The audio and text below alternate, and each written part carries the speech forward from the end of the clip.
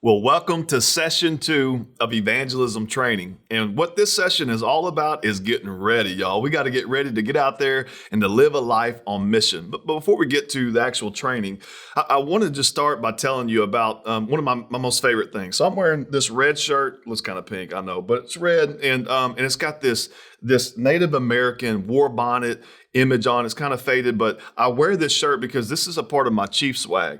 Now, I don't know if you've heard about the Kansas City Chiefs, but they are the greatest team in the world right now, all right?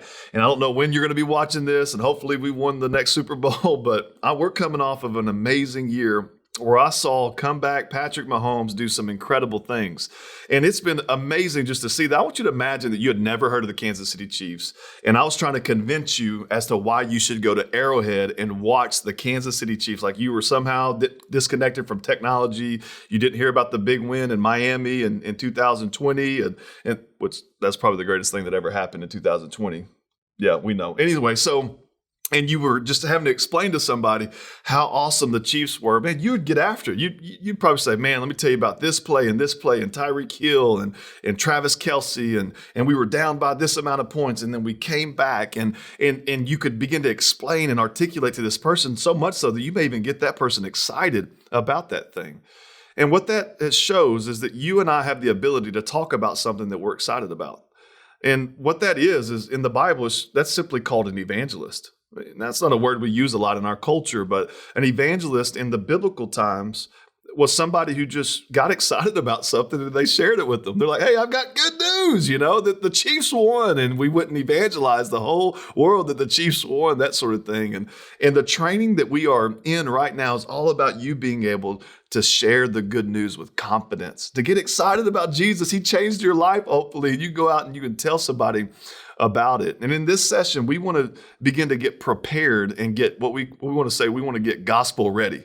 We want to get ready to share the gospel. And there's a few things that we need to look at before we actually get to the sharing of the gospel. If you have a copy of God's Word, in Acts chapter 8, there's this incredible story about a man named Philip who was living on mission. What I mean by that is that he was simply telling people about Jesus, and he was telling other people about Jesus. People's lives were getting changed left and right. And then God calls him to leave this place in Samaria where things were hopping in Samaria. And he says, hey, I need you to go to this other place. And Philip really doesn't know where he's going. And we drop into this story where Philip meets this man from Ethiopia. And this man from Ethiopia, he's trying to figure out, like, what does the Bible say? I don't know if you've ever read the Bible and you're like, I am so confused, right? And so this Ethiopian is like reading the Bible and he's like, I can't make sense of this. And so Philip runs up to this guy's chariot and he asks him, hey, do you understand what you're reading? And then they begin to have this conversation. And then Philip shares his faith with this Ethiopian. The Ethiopian gives his life to Jesus. This is so amazing.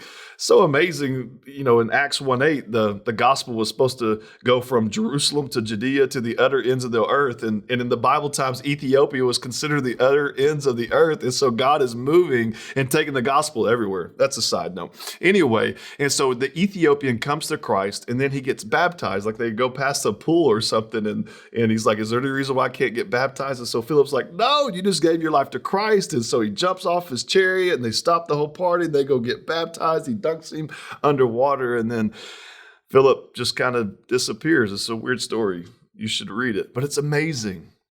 But I want to ask the question, if God has called us to be like Philip and to find people like the Ethiopian, like how do we get there, right? Like how do we get to the place where we are ready to share the gospel that freely and that boldly? Well, first of all, let's look at Philip and some things that were unique to his relationship or unique to his character in this story, but are not really unique to the human experience. The first thing that Philip had that you and I need to have if we're going to be ready to share the gospel is a relationship with Jesus. You can't share something with someone that you haven't participated in or partook in yourself, right? Like imagine if I was trying to introduce you to somebody I didn't even know. It would be so weird, right? You've got to have a relationship with Jesus. That our witness to and our ability to tell people about Jesus, it flows from our relationship with Jesus. So I would just kind of say, hey, do you know Jesus? If you don't know Jesus, then you can skip to the Gospel Bridge training session and you can hear the gospel and maybe step into a right relationship with him. But hopefully you know Jesus. And if you know Jesus, listen, you have everything that you need to be able to tell people about Jesus. So Philip, he knew Jesus. And then the second thing that made him ready to share his faith is that he was ready to share his faith. Like Philip knew the mission and he had an urgency to share the gospel.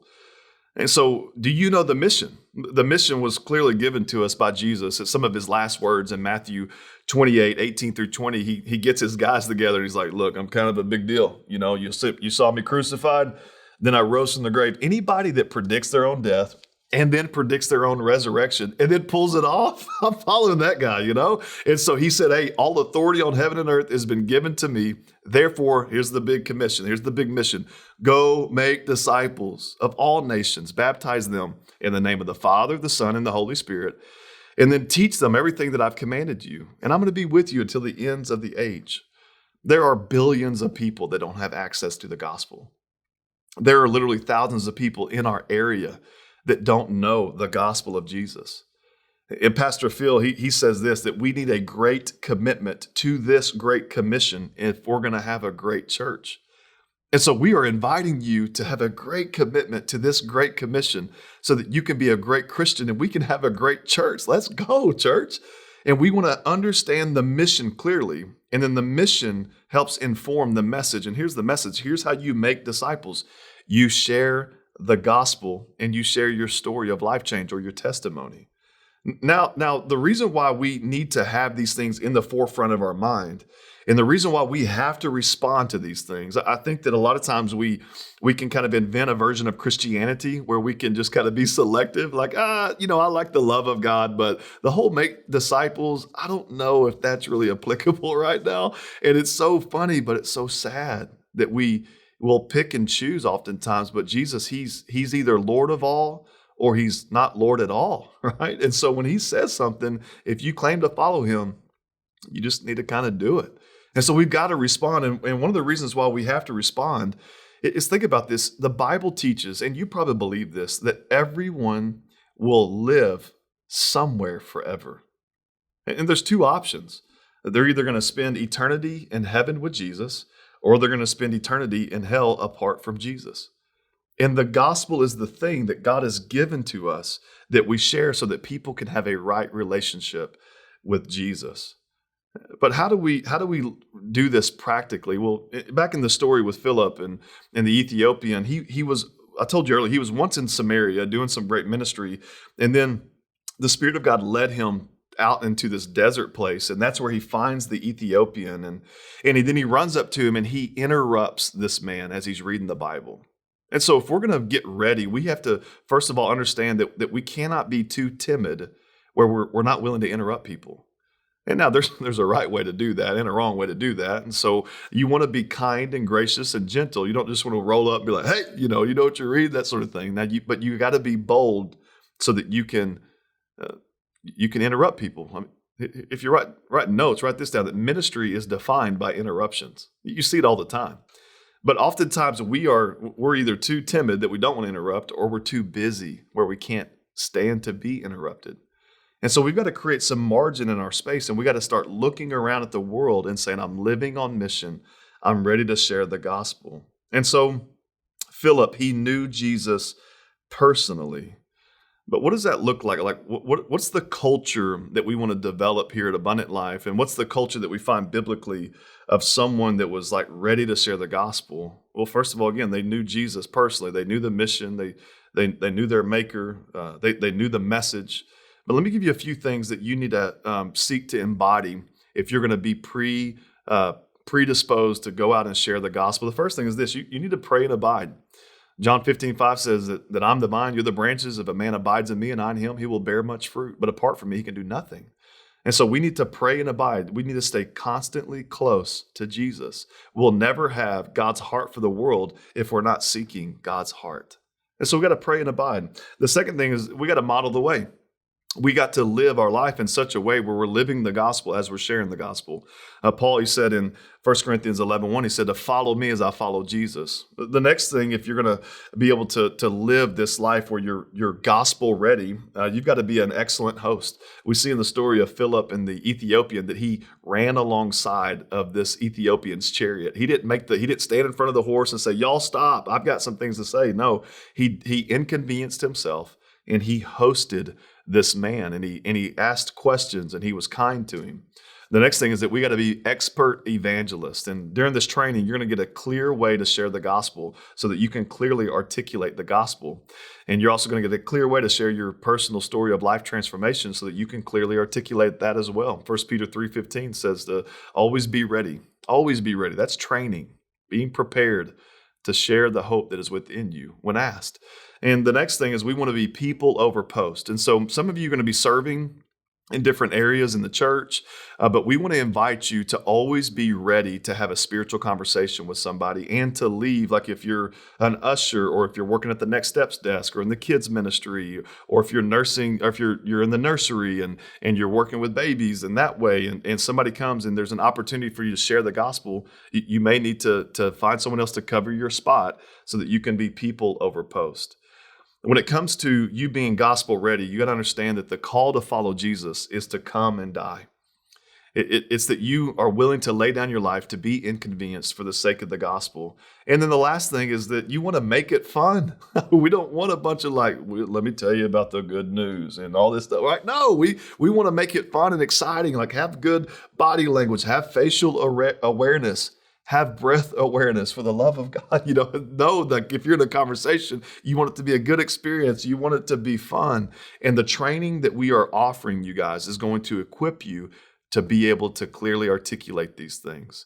And so let's get ready and let's allow our relationships with God to be secure. And then let's allow the church body to understand that the mission is that we make disciples by sharing the message of the gospel. And this is what this session is all about. Well, let me share with you some homework real quick. I told you at the end of each session, we're going to give you some assignments to do.